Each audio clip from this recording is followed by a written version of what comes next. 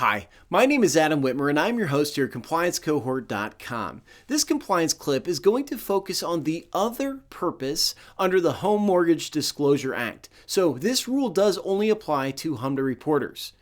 Now, the rule is found in 1003.4A3. That's the citation of Regulation C that references the rules for loan purpose. And it says to report whether the covered loan or application is a home purchase loan, a home improvement loan, a refinancing, a cash-out refinancing, or for an other purpose. As I've explained before, sometimes the rules don't provide us enough information, such as this question: when do you have an other purpose loan? Well, the answer to this is found in the commentary to 1003.4A3, which is the citation of Regulation C. And it's found in comment 4 specifically. So let's take a look at this. Comment 4 talks about other purpose, and it says that you report other when a loan does not meet the definition of a purchase, a refinance, or a home improvement loan. Now, just to be clear, before we go on to the examples, just to be clear, a refinance includes a cash-out refinance and just a refinancing. So if it doesn't meet the definition of a purchase, a refinance, a cash-out refinance, or a home improvement loan, then you report it as an other purpose.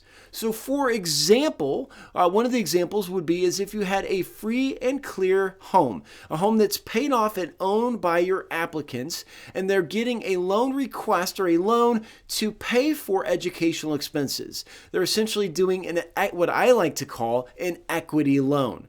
I call that an equity. Some lenders call that a refinance, but for HMDA purposes, it's not a refinance because to have a refinance, you have to satisfy and replace an existing obligation.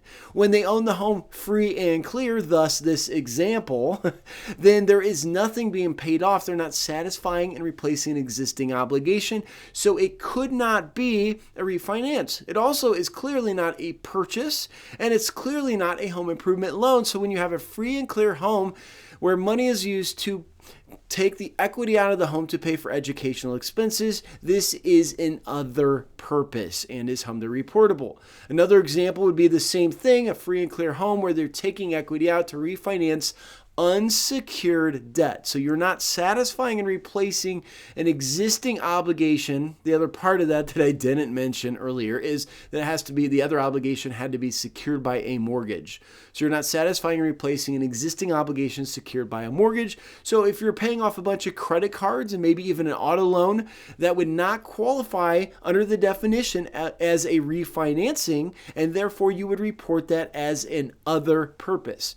And what's interesting is under the old rules prior to January 1st of 2018, these examples were examples of loans you would not report under HMDA, which really made no sense, but because the way the definitions of a purchase, refinance, and home improvement are and were, they would not be HMDA reportable, except now we have an other purpose and these are reported, which to me, it makes sense. So those are the examples. Another thing that you need to keep in mind on the other purpose is if you were unconditionally obligated to refinance an obligation or a loan subject to conditions within the borrower's control, then you would report this as an other purpose.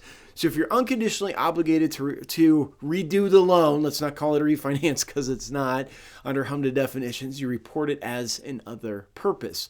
Also under other purpose, it's very important to note here that you will never, let me get that into your head, ever, right?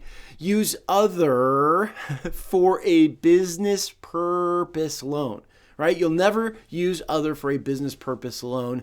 The way the rules are, they say that you will only use for business purpose loans a purchase, a refinance, which includes a cash out refinance and a home improvement loan. You'll never use other for a business purpose loan.